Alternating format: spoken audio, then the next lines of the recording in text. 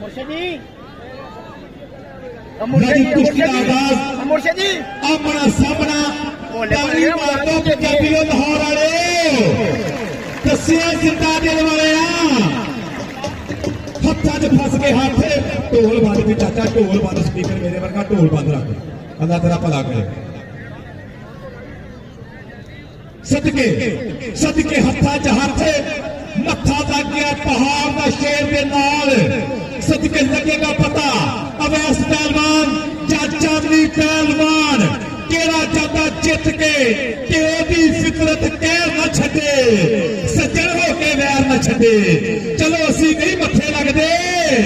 ओनू आखो शह न छे चित मुकद्दर हो सकती है बस एक बंदा